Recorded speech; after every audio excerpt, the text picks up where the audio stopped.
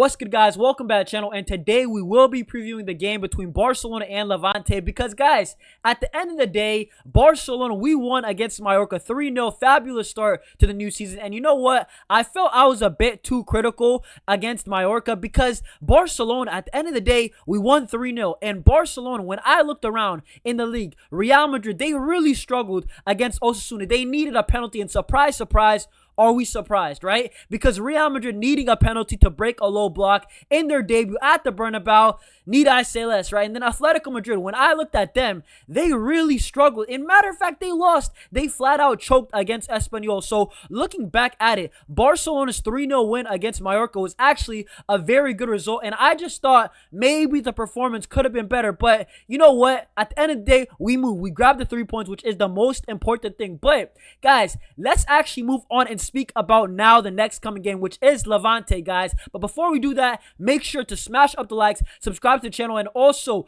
get down below in the comment section, guys. I need you guys to smash the likes and subscribe to the channel, guys. And also let me know down below if you disagree, if you agree with a take that I say last video. I said Lamine Yamal, I didn't, and it was a hot take. I said Lamine Yamal, I didn't think that he even played that well against Mallorca. I know he got that beautiful goal, beautiful assist, and you know what? Call me crazy in the comments if I am crazy, but I thought Lamine Yamal could have played better. And guys, that's ultimately the standards that I have for Lamine Yamal. Lamine Yamal, in my opinion, the best player in the world, the best decision making in Europe, right? Lionel Messi, amazing, right? Now Lamine Yamal is here. It's his era, man. Lamine Yamal is that good, and I just thought, you know what? That was a bit of an off game, but he still ended up with a goal, assist, and he was the best outfield player with Jan Garcia. So at the end of the day, let's actually move on, right? And let's speak about the Levante game because Levante.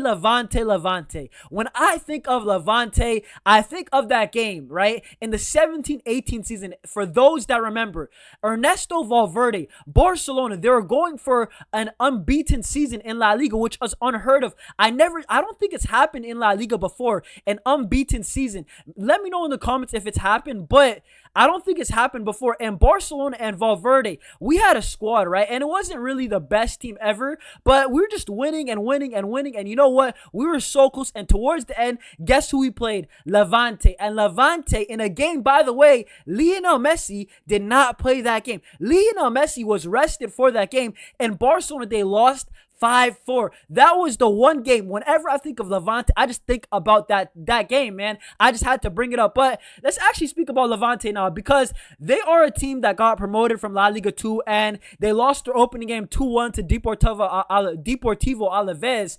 And Levante are a team that expect them to play a low block, expect them to maybe open up at times, maybe a mid block, but expect a low block, right? Lamine Yamal, Pedri, Dani Olmo, all these guys who are specialists, Frankie de Jong, right? All these guys need to be on point because Levante, they're going to make it difficult for us. Once again, it's going to be a away game. Barcelona against Mallorca is away. Against Levante, it's away. And the next game is going to be against Rayo Vallecano. It's going to be away. And funnily enough, Barcelona, we're going to be wearing that green kit as we did against Mallorca from last season. Not the Kobe design from this season, but the green kit from last season once again because there's a clash of colors, right? Levante is one of the teams that legit, they wear the same colors as us. That's the only way I can put it. They wear blue and red, the same type of shade, and blue and red, and it's striped. And legit, they have the same colors as FC Barcelona. So expect a sea of blue and red. The away stadium that in Levante is going to be popping off. The first home game back from La Liga 2 to La Liga and against the mighty Barcelona, the league champions. I believe Barcelona must start well in this game. Once again, Levante, it's going to be their first game back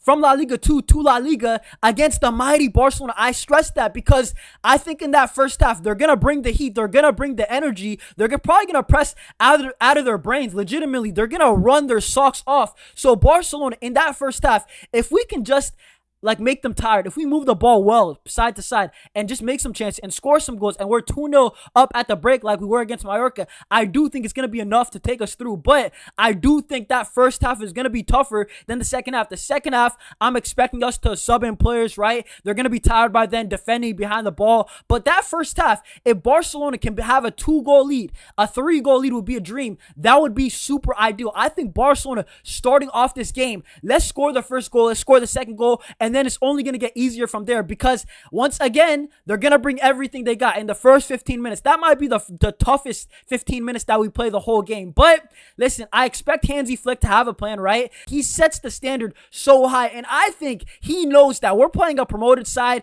a new side to the league. He knows what they're going to do, right? Hansi Flick is a manager. He's been around the block. The guy is, I believe, 60 years old. He's going to tell the players this. And let's actually move on to some of the match details because if we're looking at the injured and suspended players for this game, Danny Rodriguez, I mean, he's not really integrated into the first team really, but he is injured. Marc-Andre ter Stegen, not really injured. I'm not counting that one because he's not even registered. And Robert Lewandowski, he's doubtful for the game. He can make it, and he's been training with the squad. Robert Lewandowski that guy recovered from a 3-week hamstring injury in like 10 days. That is ridiculous. This guy, his fitness level, once again, I always say the joke, Robert Lewandowski, this guy sleeps at the gym. He brings his pillow, brings his blanket, and he sleeps at the gym because that is ridiculous, man. That is awesome. Even Jules Koundé and Alejandro Balde, they couldn't recover that quick against Inter Milan. And Robert Lewandowski, you just got to commend once again this guy's elite mentality to always stay in shape, and he's already back with the team. So let's see if he plays, but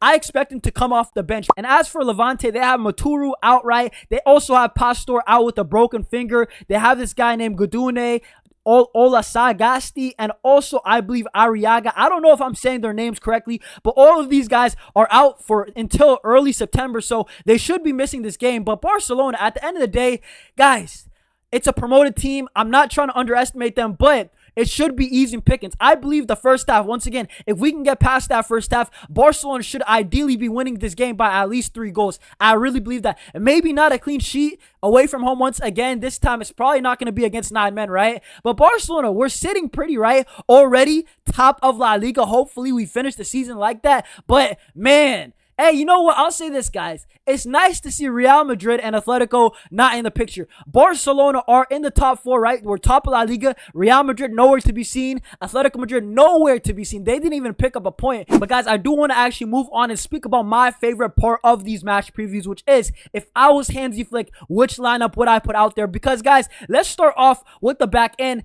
Yael Garcia, how good was he against Mallorca? Yael Garcia was honestly, arguably the man of the match for Barcelona. He was that good. Yael Garcia, the long throws, he can pass the ball. That's something I never really expected to be a thing that he's not even close to being a liability. Yael Garcia's passing has been good. As a shot stopper, he makes everything look easy. His positioning is always there. And as a sweeper, he's already got it to play for this high line. He understands the system. Ronald Araujo, Cabarsi, I think Hansi Flick still has Araujo over Christensen. I know a lot of Barcelona fans are going to disagree with that, but that is just the case. I think Ronald Araujo, he's also the second captain, so I believe Araujo is going to start. I think Cabarsi is going to start. Eric Garcia, you know what? Against Como, he started. Against Mallorca, he started. I think Eric Garcia, once again, he hasn't put a foot wrong. That's the thing with Eric Garcia. He has not played bad yet. So I think Eric Garcia is going to get the start over Jules Koundé yet again. And Jules Koundé, he just signed his contract. But I don't know. I think Eric Garcia, Hansi Flick is just riding with the hot hand.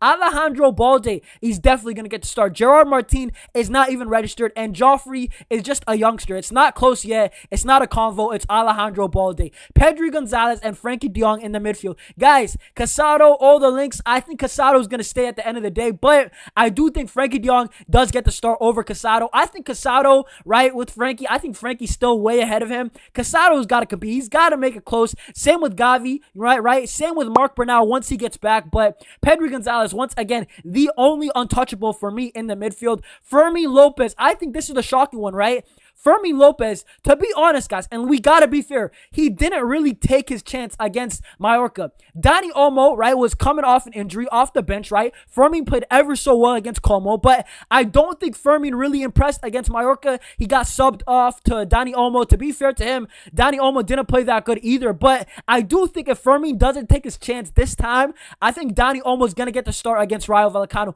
I just think that is the truth. So I really hope that Fermin Lopez can get a goal, get an assist, and you know what, press well, win some tackles, you know, maybe a slide tackle with the Vamos, we'll take some of that. Lamine Yamal, Raphinha, both these guys are definite starters. I already had a hot take earlier this year, and I said Lamine Yamal and Raphinha are the only guys who are undisputed starters in our front four. I think that Ferran Torres, Fermin, right, Rashford, Lewandowski, whoever you want, Dani Olmo, you can even throw him in there, right?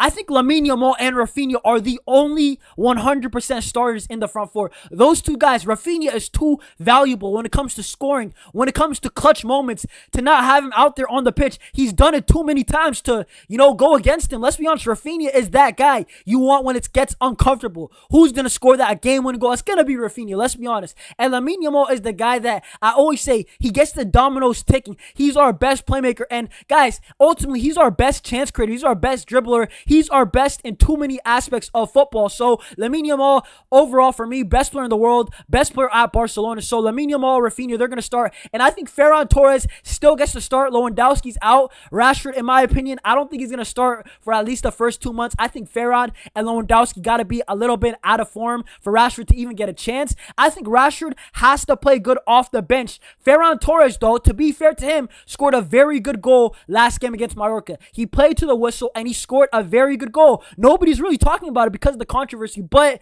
listen, at the end of the day, guys, I want to put it like this. Against Levante, promoted side, it should be an easy 3 points. And that's why my score prediction for this game, it's going to be 4-1. Even if they play with the low block, even if it's a hostile environment. I expect the first half to be difficult. But once again, guys, we're FC Barcelona. I expect us to get the job done. And you know what? Win 5 games, win 6 games in a row. And you know what? If we start the season like that, Atlético, they already dropped points. Real Madrid, the way that they've been playing, right, against PSG, against Al Hilal, against Osasuna, I really expect Real Madrid to drop points. So, guys, 4-1 for me against 4-1 for me against Levante. I think we're going to win. I think we're going to actually play a lot better this game. And listen, guys, what are you guys saying? Smash up the likes. Subscribe to the channel, guys. Let me know down below what is your score prediction. And let me know if you agree, disagree, guys. I'll get back to you guys in the comments. I'll see y'all soon. Peace. Visca Barça.